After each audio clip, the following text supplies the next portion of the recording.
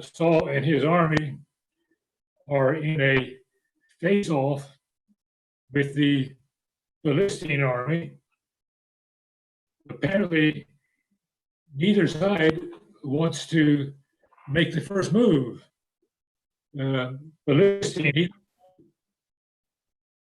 feels confident enough to take on the other. So we have a stalemate with both armies.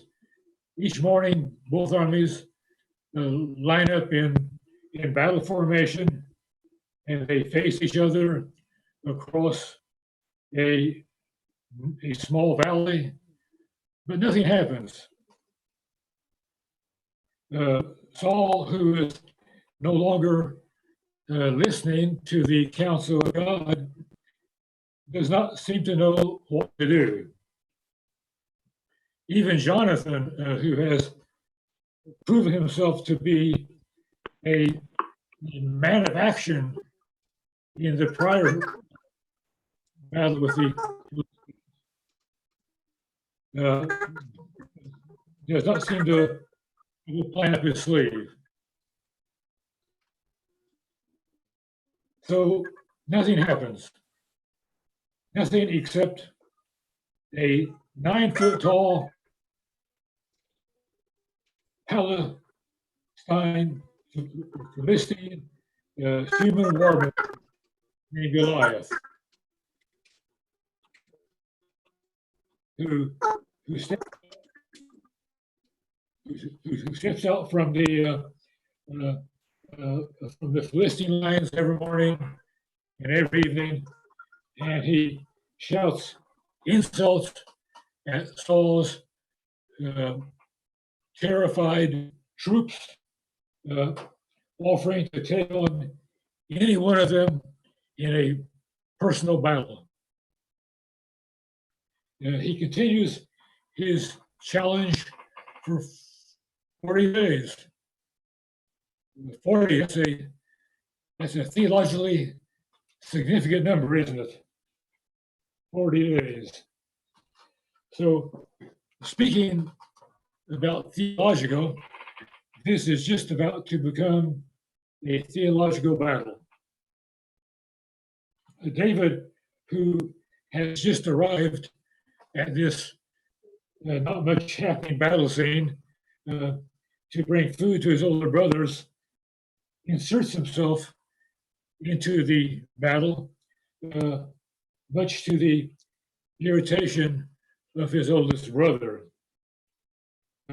David, like Jonathan, is a man of action. He can't understand why anyone would allow this Philistine to defy the armies of God. So David sees this battle in theological terms. He sees it, well, Saul sees it in military terms. He tries to cover David with his armor to help him match up against Goliath's armor. But David rejects Saul's armor in favor of the armor of God. David's weapon of choice is a slingshot. It's the same weapon that's most likely used by many in Saul's army. The slingshot was a very effective weapon, and many soldiers in the army of Israel used it. The tribe of Benjamin, which was Saul's tribe, was particularly noted for their left-handed soldiers who were expert marksmen with slingshots. But on this particular day, and in fact for all the preceding 40 days, none of the left-handed Benjamites in Saul's army felt up to the challenge of taking on Goliath with a slingshot. So it was left to David to do that.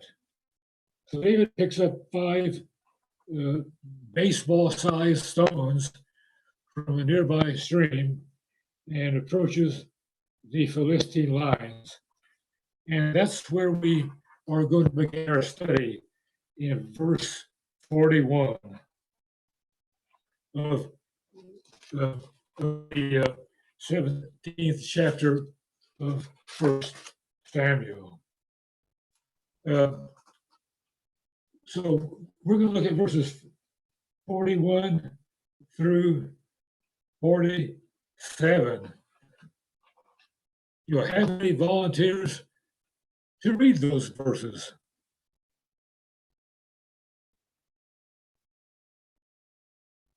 I'll read it. Thank you. You want 41 through what, Alan? Through 47. Okay. Meanwhile, the Philistine with his shield bearer in front of him kept coming closer to David. He looked David over and saw that he was little more than a boy, glowing with health and handsome, and he despised him. He said to David, "Am I a dog that you come at me with sticks?" And the Philistine cursed David by his gods. This is too loud. "Come here," he said, "and I'll give you flesh to the birds and the wild animals." David said to the Philistine, "You come against me with sword and spear and javelin, but I come against you in the name of the Lord Almighty, the God of the armies of Israel, whom you have defied. This day the Lord will deliver you into my hands, and I'll strike you down and cut off your head. This very day I will give the carcasses of the Philistine army to the birds and the wild animals, and the whole world will know that there is a God in Israel. All those gathered here will know that it is not by sword or spear that the Lord saves, but the battle is the Lord's, and he will give all of you into our hands." Okay, thank you, Carol. Thank you. Okay, a couple of things to note here. As I said earlier, this military war is about to become a theological war, a theological battle. You notice up in verse 43, where Goliath says to David, he cursed David by his gods, probably gods like Dagon and Baal, and then David in turn tells Goliath, "I come against you in the name of the Lord Almighty, the God of the armies of Israel." So this becomes a battle then between God and between the gods of the Philistines. This is a theological battle now. Yahweh versus Baal, or Yahweh versus Dagon. So Saul was just looking at this strictly in military terms. Saul was not talking to God. David had a very close relationship with God, and so he saw beyond just the soldiers. We haven't actually started fighting yet, but he saw beyond this. He saw that this was really a war between God and between the gods of the Philistines. So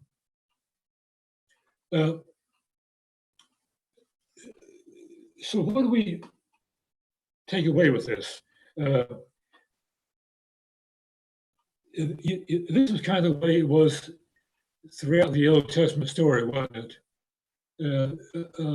The battles that God sent the Israelites into were really theological battles. It was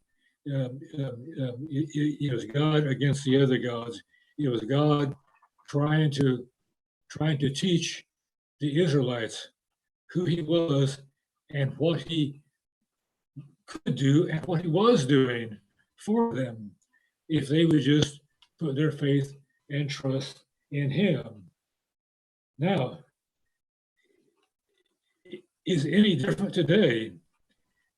Do we have the same kinds of battles today? Are there any giants that we are wrestling with in our lives? How about that? Anytime we face a challenge, it's a Goliath, whatever it is. Yes. Yes. That's a big thing to fight, isn't it?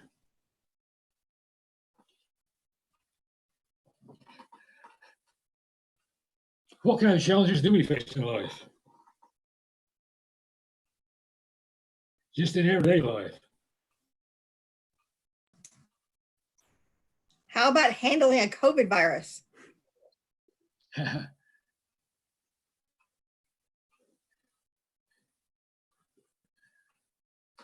Yep. That's certainly what we're facing now, isn't it?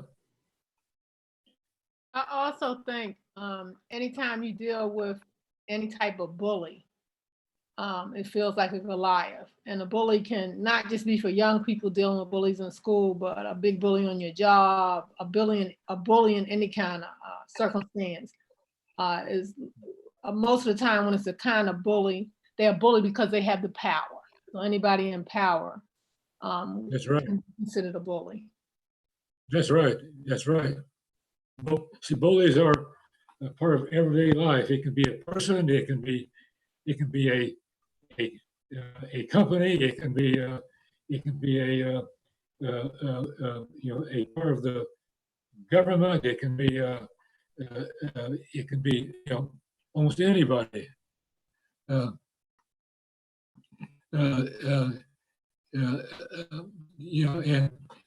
also Lawrence says oppressors and people who try to put you down and who try to make life hard for you. Yes, yes, it's very good. See, bullies can be at school, they can be at work, they can be in every walk of our life. Sometimes the Goliath that we face is ourselves. Sometimes we, when we're faced with a big challenge in life, we sometimes feel that I'm just not ready to take this on. I can't do it. It's too big for me.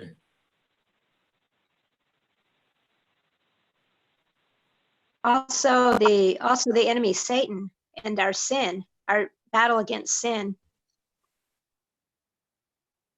Okay. Thank you. Yes. Satan is right there, and sometimes we may think he's a little bigger than we can take on, but he's not, is he? If we have the faith of David. What are some of the lessons that we can learn from this David and Goliath confrontation? As Lawrence says, Satan is small potatoes when you know that God is on your side. Some of the lessons, though, that we can take away from this, sometimes the biggest giant, the biggest Goliath that we may face in life are our own fears. For example, David went against Goliath armed with a slingshot. Sometimes we say nothing but a slingshot. Actually, a slingshot was a pretty fearsome weapon. But half the other soldiers in the army probably had slingshots too. So they had the same armaments that David did. So what kind of fears do we face today? We're certainly all fearful of the virus in our army, but but in life before the virus, we certainly had fears that we faced into, didn't we? Does anyone have any examples that you care to share with us? What kinds of fears we might face today? Okay, Stephanie says, working in an environment with toxic people. I think we've all had that experience before, haven't we? Yes. You people are afraid of what they might do. We face toxic personalities in all walks of life. We're afraid that maybe we're afraid that some of their toxicity might rub off on us. But sometimes we fear the unknown. We're fearful because we don't know what tomorrow will bring. And sometimes we don't always know exactly what we are fearing.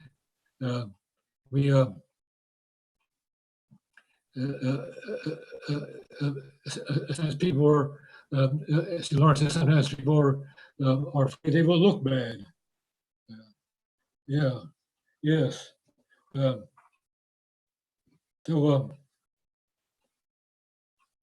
there's all kinds of fears in that we have to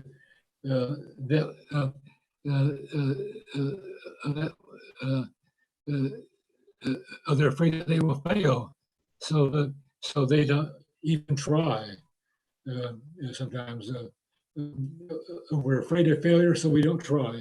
So all kinds of fears that the faces in life. So that's one of the lessons that we can learn. Another lesson is that size doesn't matter.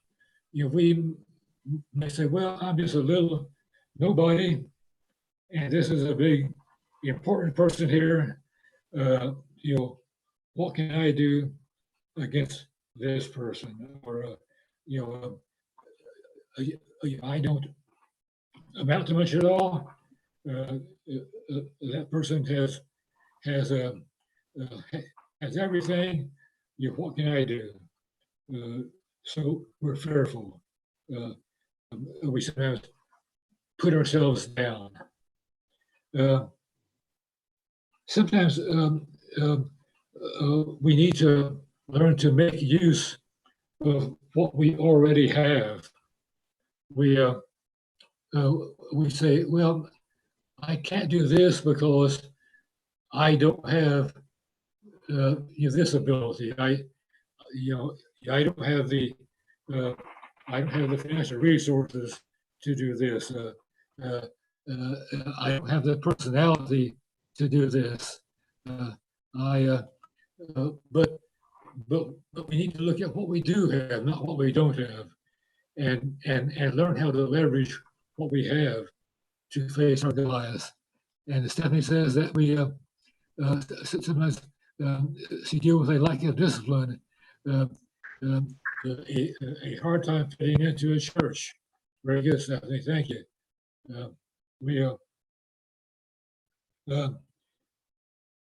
Sometimes we can't face our Goliaths because we simply don't believe it's possible. Half the soldiers in Saul's army had the same weapon that David did. They all were probably just as good a marksman as David was. They had what they needed, but they didn't use it because they didn't think it was possible to go up against Goliath. But what they didn't understand was that Goliath's size didn't really matter. David was probably more nimble and therefore a more effective warrior than Goliath. Goliath was probably too big to be effective. He knew how to fight a certain way, but if David wanted to change the rules on him, Goliath did not know how to respond. Obviously, Goliath didn't see that baseball-sized stone coming at him. Hello.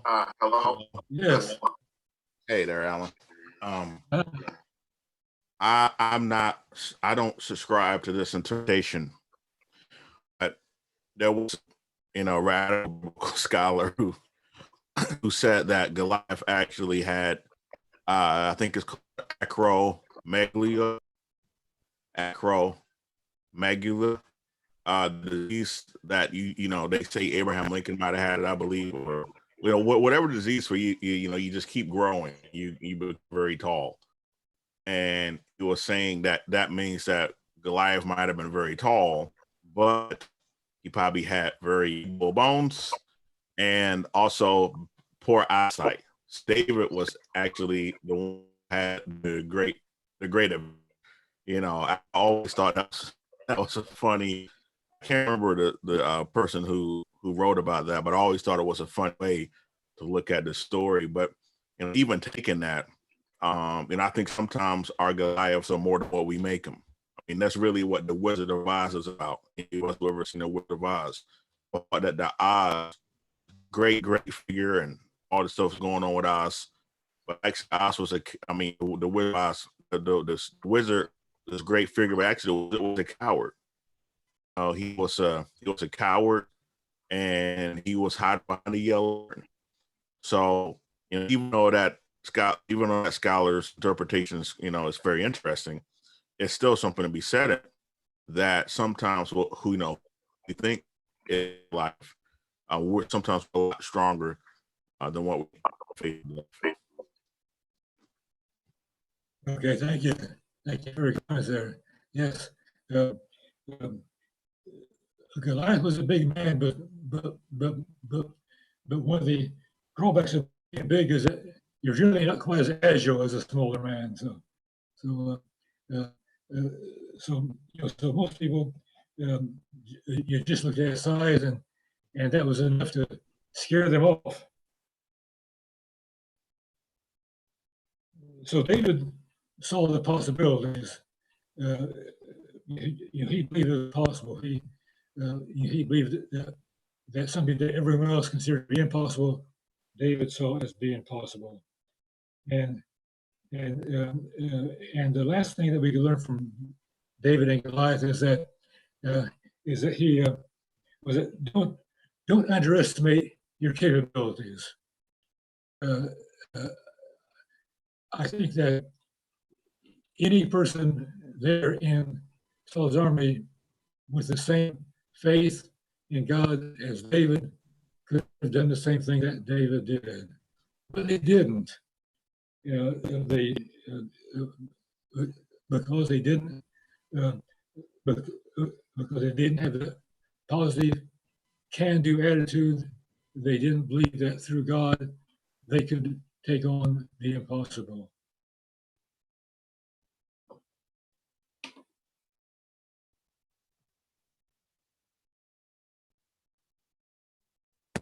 Alan, Yes. Huh? this is Carol. Yes. Before you get out of those verses, can I ask you a question? Yes. Huh? Okay, Yeah. verse 43, where Goliath says to David, "Am I a dog that you come at me with sticks?" What is your understanding of that? Why did he say that? Okay. Look at verse 43. Okay. Verse 43. Yeah. Why do you come at me with sticks? Well, what's the idea of him calling himself, saying, am I a dog? I found an awful lot of scriptures with using that expression in it, and I was just wondering what you think that means. Why did he say that about himself? I mean, I have my own feeling. I just wondered what yours was. You're looking at verse 33 now, right? Or 43, right? 43. Okay. He said to David, "Am I a dog that you come at me with sticks?" and the Philistine cursed David by his gods. I think Goliath was a little bit offended by the fact that that Saul was sending this young boy out to fight him. You know, he looked at David as being no longer their boy, so he probably considered it to be an insult that someone like David, not even a soldier, would come out there to fight him. He felt that he deserved a better adversary.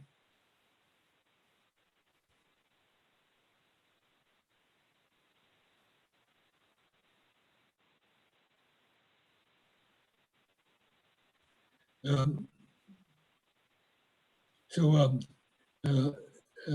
yeah, and David and Goliath was just probably looking at another way to insult him too. You know, calling him a dog wouldn't, as Stephanie said. See, perhaps Goliath is the was you treat him like an animal, and then oh yeah, and then you know, and Lawrence has pointed out that there are some who feel that that Goliath may have had a disease called acromegaly. I hope I pronounced it right, which causes brittle bones and poor eyesight. Yeah, and that might have made David the stronger adversary. Yeah, that's what many yeah, do believe. Whether he did or not, it's hard to say. Even without that disease, though, by his sheer size, Goliath was probably not the most nimble person around. That plus the fact that he was wearing so much armor, yeah, and the disease also tends to make a person grow very tall. But that's a theory that many have. But I think with or without the disease, I think Goliath may not have been the quite as strong an adversary as people believed he was. He certainly looked, you know, threatening. But what's the old saying? The bigger they are, no, the bigger they are, the harder they fall. But that's often the case in life too. Sometimes a person who we consider to be an adversary looks to be a very formidable adversary. But when we get to know a little bit more about them, when we get to you know, to find out what they're really like, we find out that they're not nearly as big as we thought they were, and they may not be as big as they thought they were. And Lauren just pointed out the example of the Wizard of Oz. She turned out to be a you know, a little timid man behind a curtain, and nothing more than that. And Tom Harley says it came out with sticks and stones. Implies that David had no appropriate weapons or protection for such a challenge. So David was not the kind of adversary that Goliath was prepared to fight, and that came to be very evident very quickly.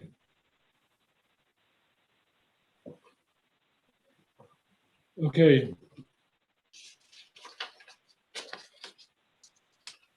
Anything else on Goliath and David?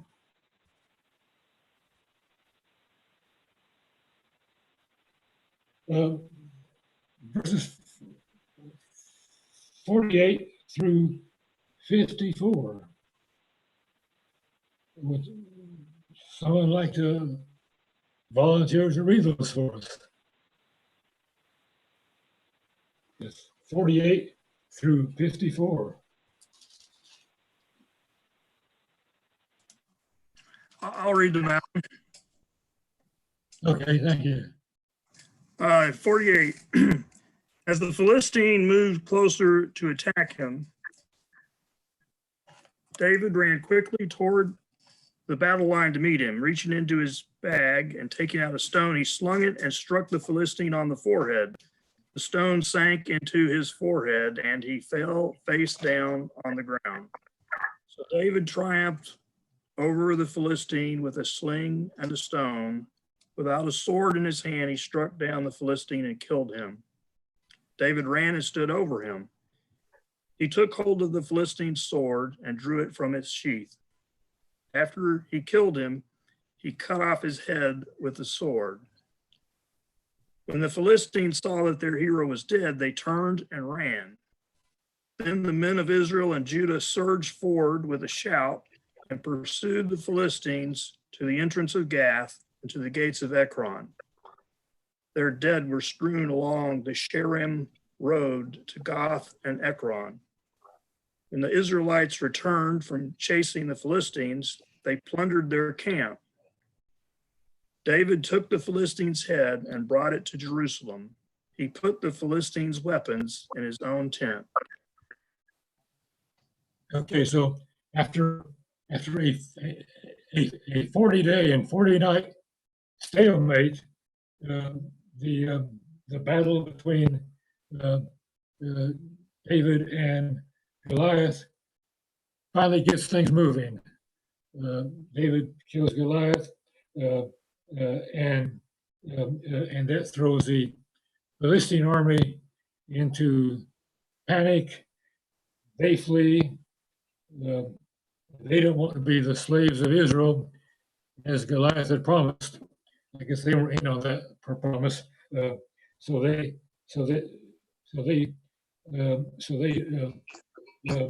head for home as fast as they can go, with Israel following them and killing them along the way. It says here that David took the Philistines' head and brought it to Jerusalem. That may have been sometime later, because right now Jerusalem was still in the hands of the Jebusites. So unless David just took it there and threw it over the wall, I don't know. But it wasn't until David became king some years later that he actually conquered Jerusalem. So I assume that perhaps many years later that he conquered Jerusalem, and I don't know. Goliath's head might have been smelling pretty gamey by then. I don't know. See how they preserved that for all those years. But anyway, though, since David killed them, why Goliath's head belonged to him. And then eventually the Philistines' weapons, we know, wound up in the tabernacle. When David was on the run from Saul, while he picked up the Goliath's sword there. He's on the way. Okay. Stephanie says that if a stone is sharp and is coming towards you at a high rate of speed, it can do some damage. And it can. Imagine being hit by a baseball into an audience at a ball game. And it happens sometimes, doesn't it? That can be that can be very deadly. I read somewhere where these stones used in these slings were often the size of baseballs, and they could come at you with the velocity of a 45 caliber bullet. So yeah, that can do some damage. So now let's finish up chapter 17 here quickly, and then we'll move into chapter 18. It says, beginning with verse 55, it says, as Saul watched David go out to meet the Philistines, he said to Abner, commander of the army, Abner, whose son is that young man? Abner replied, as surely as you live, O king, I don't know. The king said, find out whose son this young man is.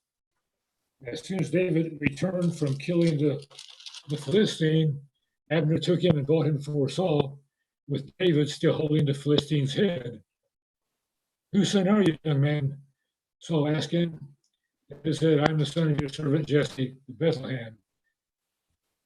So the question is, did Saul know who David was? Did Saul know his own harp player?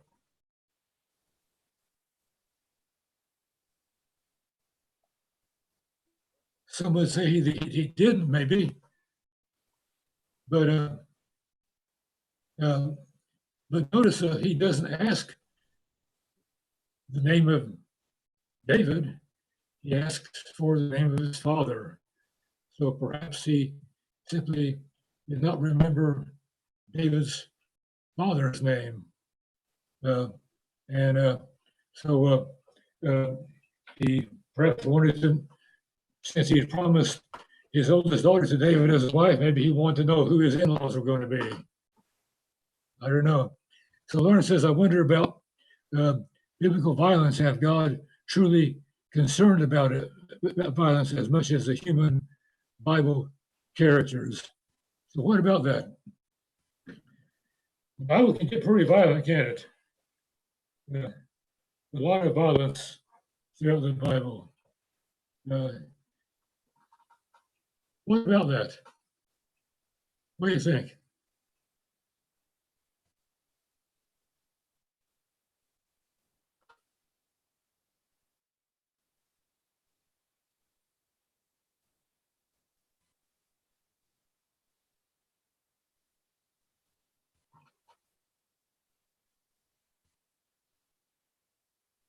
Well, I know that the reason God destroyed the world with a flood was because people had become very violent. And that was person against person because they were following their own interest. But in this case, it was a holy war. So Okay.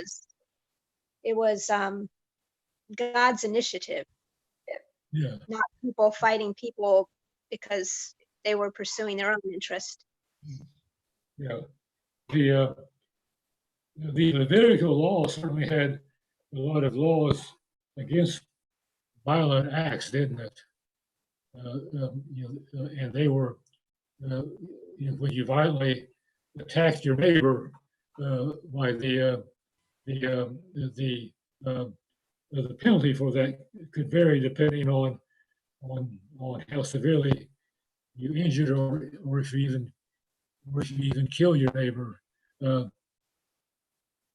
But the Lord says, is there any way in history that political leaders he didn't say was God's or God's war? Sometimes when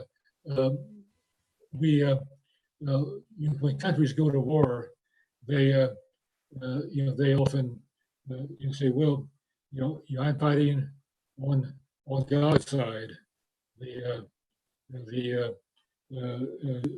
During World War II, the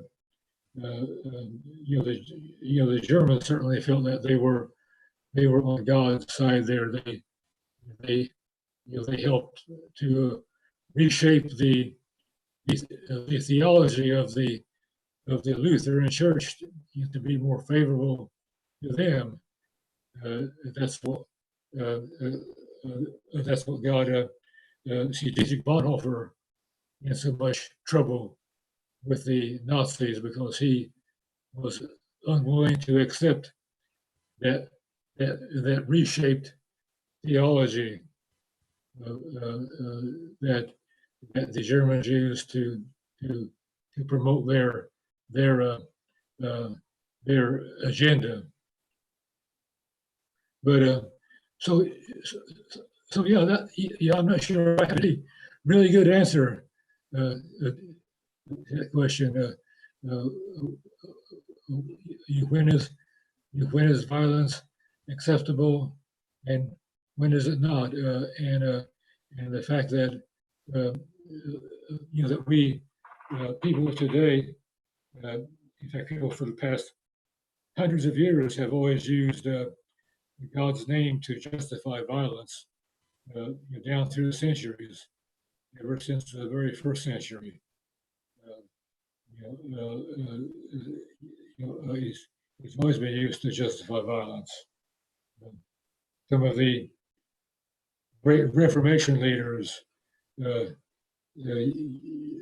often use God's name to justify their violence against other people who stood in their way of reforming the church. So that's been a very thorny issue down through the ages. Stephanie says this is jihad wars are justified in the name of God. Yes, they are, and of course during the Middle Ages, the Crusaders used the name of God to justify their violence against the Muslims. So that's been a problem that we've been wrestling with all the way down through the ages.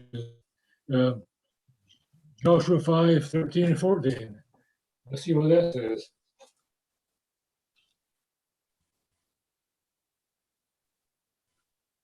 Joshua 5:13 and 14.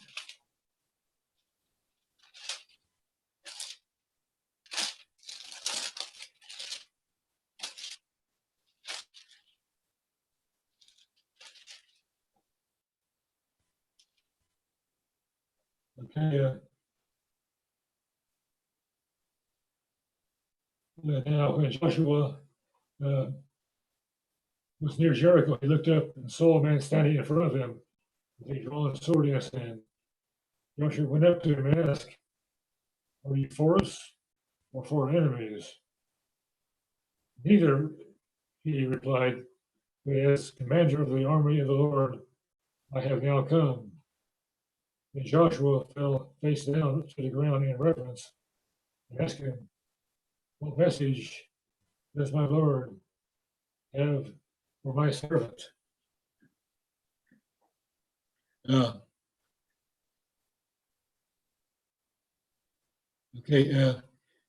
the commander of the army, the Lord said to Joshua, "Remove the sandals from your feet, for the place we stand is holy." So Joshua did so. Alan. Hey, Yes. Alan, this scripture here from Joshua 5 is very interesting. It says, once when Joshua was by Jericho, he looked up and saw a man standing before him with a drawn sword in his hand. And Joshua went to him and said, "Are you one of us, or are you one of us, or one of our adversaries?" So he's asking, "Are you on our side? Or are you on my adversary side?" And the man said, and the angel pretty much said, he replied, "Neither, but as a commander of the army of the Lord, I have now come." So, this is two factions going to war. And Joshua's like, "Are you on my side?" And the angel's like, "I'm on neither one of your sides. I'm here as a commander for the armies of the Lord." And it says Joshua then fell on his face of the earth and worship. And he said to him, "What do you command your servant, my Lord?" And the commander of the army of the Lord said to Joshua, "Remove the sandals from your feet, for the place you stand is holy." So this is a case where, Joshua was just like, yeah, and the commander for the army of the Lord was like, well, we're on neither one. We're on neither side for that particular case. Yes, yeah.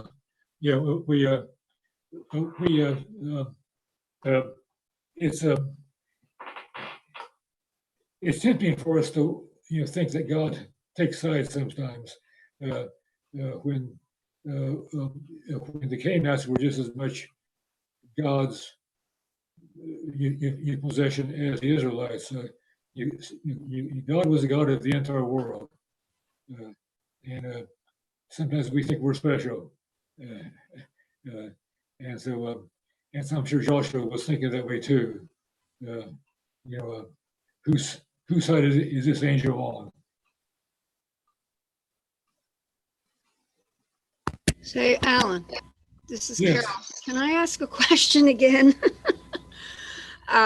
Going back to the end of I'm a little confused on something here, okay? When David cut off the head of Goliath, okay? In verse 54, where it says he brought it to Jerusalem, you said he wouldn't have then because Jerusalem was still under did you say the Jebusites? Yes. Okay, Right. okay. But in verse 57, when he goes back to Saul, he says he's got the head. It says he brought him before Saul with David still holding the Philistine's head. Right. So I don't get the difference there. Well, I think the storyteller was jumping ahead there, and he was saying that at some point in the future, David took the head of Goliath to Jerusalem. Okay, but he did bring it in front of Saul because my feeling was that it was like proof of what he had done, and also the fact that by showing them the head, he would get the reward that was mentioned back in verse 25, where it says, the king will give great wealth to the man who kills him. He will also give him his daughter in marriage and will exempt his family from taxes in Israel. So it was like, okay, I did it. Here's the head. Here's the proof. And I think that's also one of the reasons why he kept all the weapons and put them in the tent. All of that was his. And he was supposed to get a reward for doing that, right? Okay. I mean, because David asked them back in the verses, what's going to happen? Well, what will be done for the man who kills this Philistine and removes this disgrace from Israel? And so they answered him the way they had previously answered him by saying, this is the reward. You'll get the king will give you great wealth to the man who kills him, and he will also give him his daughter in marriage and will exempt his family from taxes in Israel. Right. So right. by bringing the head back and showing it to Saul, it's like, I did what I said I was going to do, that I was, and here's the proof of it. And so I'm assuming then, okay, you're going to get this reward.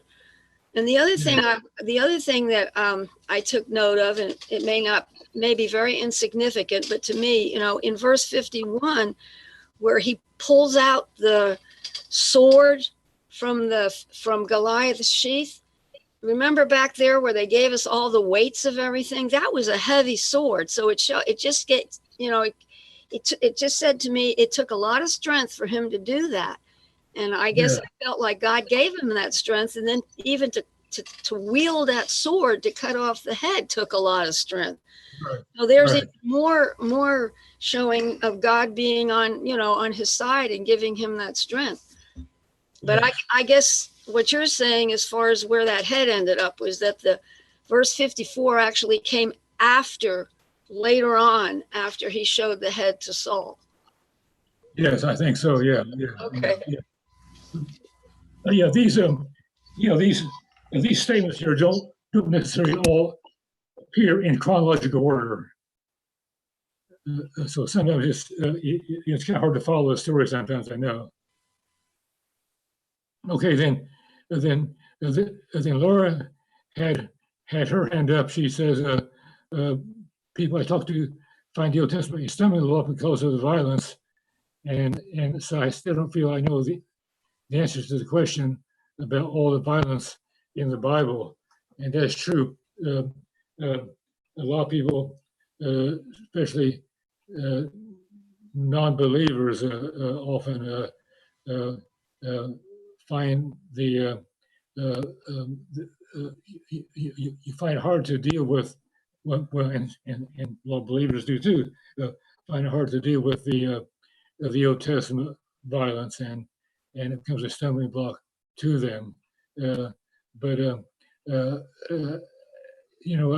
it's a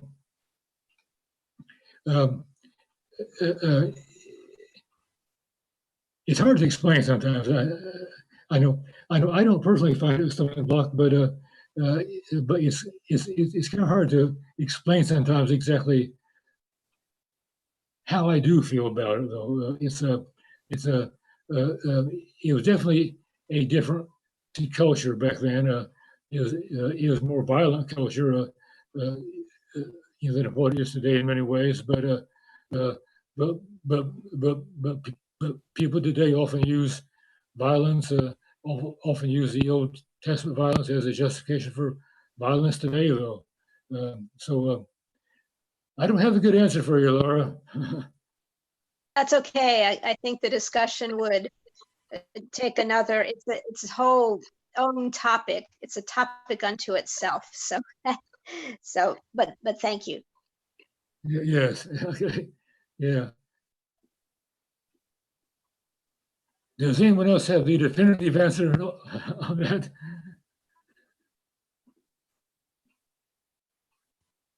Hey, Alan, this is Sterling. Yes. I don't have the definitive answer, but it's not like God could send them to the room as far as punishment.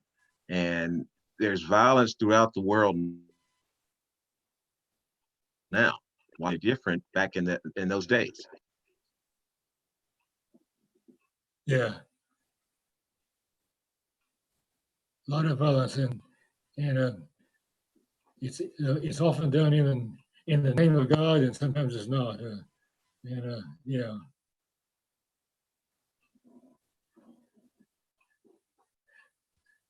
Stephanie says I'm wondering between verses 54 and 57 there is some travel time involved. I'm asking because verse 57 has David still holding it in his hand. Yeah, it's a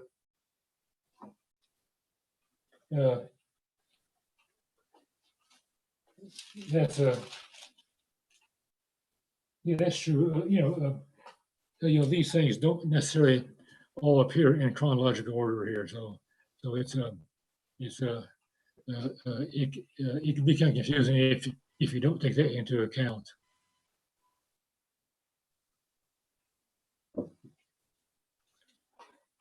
Well, we're at the end of chapter 18, and we're at the end of chapter 17, and we're at the end of our time. So I appreciate all your comments, all your questions, even if I didn't know the answers to them. I still appreciate them, and hope you'll join us again next week. We'll probably do chapter 18. That's a pretty short chapter. I don't think 18 will take us long, and so we'll probably get into 18 and 19 as well. Wow, Alan, thank you so much, brother. This class was really a thrill ride for me. I truly enjoyed this class. Wow, fantastic. Thank you. Well, Thank I you. just wanted to no